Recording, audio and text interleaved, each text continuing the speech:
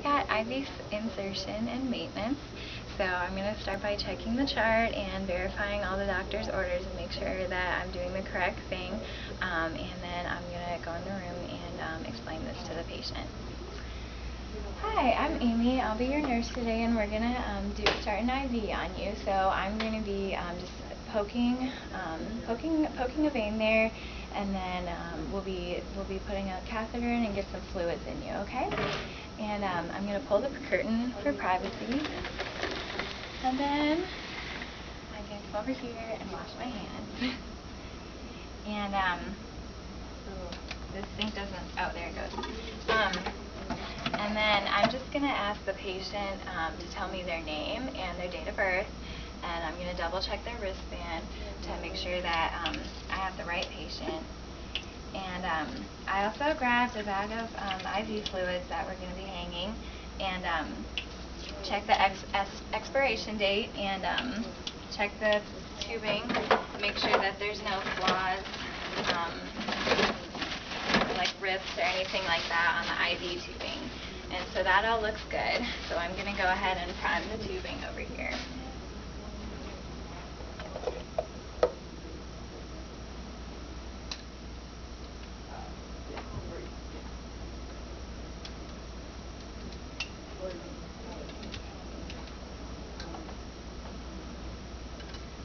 We're going to fill up the drip chamber halfway, and then unclamp everything.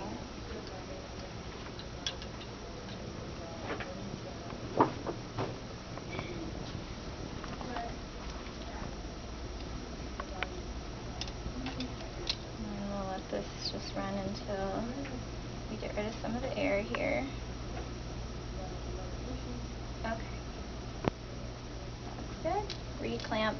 And then this doesn't have a cap on it right now, but I would just put the cap back on and make sure that this tip didn't touch anything and that the cap was still clean. We're going to hang this and have this ready.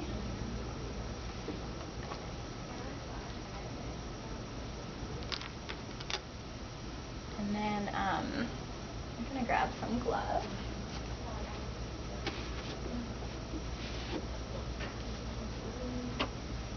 And then we're going to get our saline lock ready. So this is going to be full of saline, and I'm just going to connect this here. And then we're going to push saline through and prime this tubing right here. And then we'll clamp that. So that's ready to connect.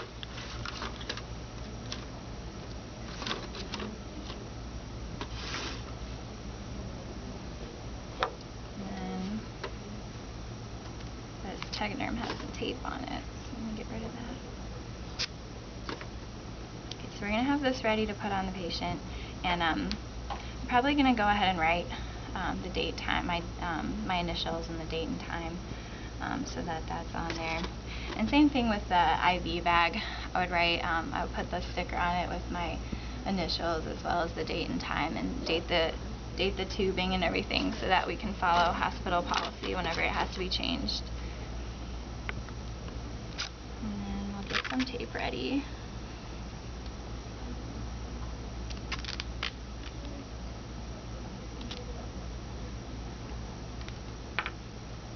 Okay. And I'm just going to go ahead and get some gloves on.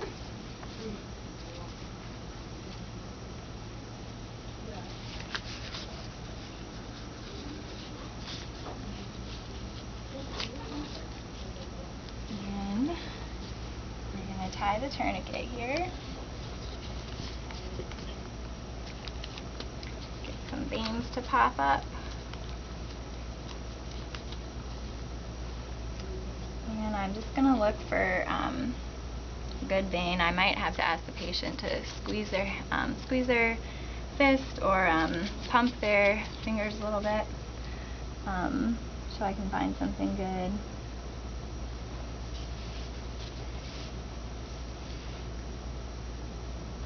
Looks like we can probably go in on this guy right here. So I'm going to have my saline lock ready to connect.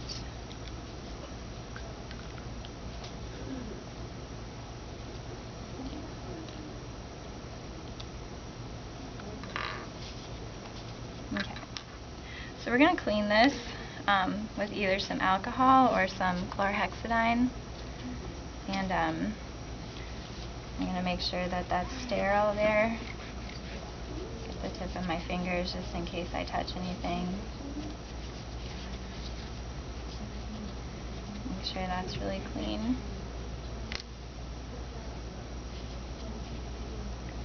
And then I'm going to make sure this catheter is bubble up.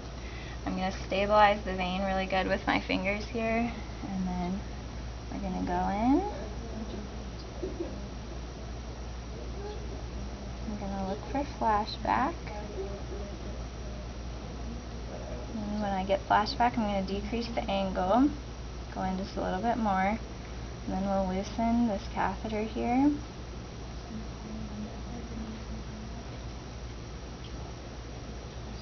Retract the needle, and I'm going to put that right in sharps. I don't have a sharps container over here right now. And then I'm applying pressure over here. Some gauze under there so I don't have bleeding. And I'm going to go ahead and connect the saline lock. Ooh, that's not connecting very well. There we go. Then we're going to release the tourniquet. I'm going to unclamp this tubing here, and we're going to flush some saline through. And as long as everything looks good, I'm going to ask the patient if they feel a lot of pain or anything like that, and look for any swelling around the vein, because we don't want to see that. We want to see it go into the vein smoothly. And so I'm going to go ahead and re-clamp this right here.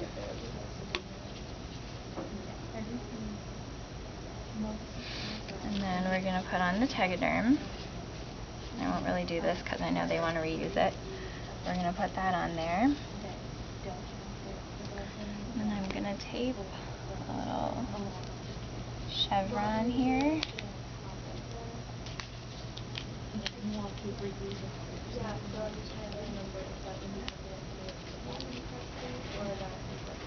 Okay. And then there's another piece of tape. Make sure this stays on here good. Obviously this isn't staying in, but we wouldn't do that in real life. And then when we're ready to connect this, then I'm just going to unscrew our saline syringe and connect our tubing. And then I'm just going to unclamp everything, and then we would just watch the drip rate here. I don't really want to do this too much because I don't want to get our fake hand all wet. But I'll just calculate the drip rate or use a pump according to the doctor's order for however fast he wanted it to go in. And then we would let that run as ordered. And then when we're ready to take out the IV, we're just going to disconnect everything.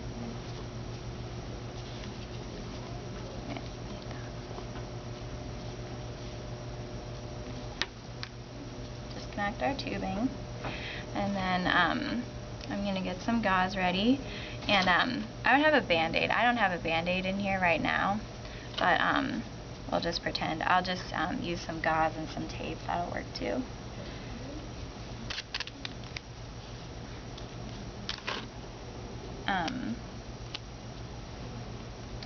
So I'm going to take off our tape.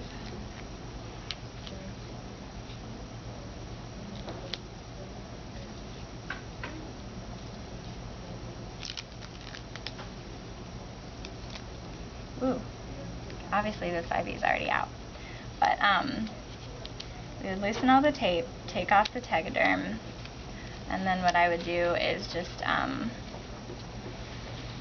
take some gauze and apply pressure over the place where the catheter was inserted.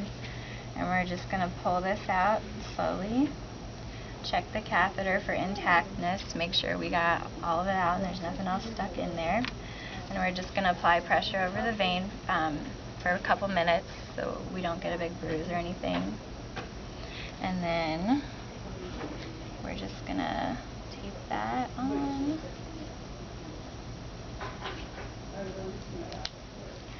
And documentation is really important with the IVs, so I would want to document the IV site and document how many attempts it took to get it in, and you know, document all the fluid that goes in and everything, and document, you know, time, date, all that stuff. And then we're pretty much good. So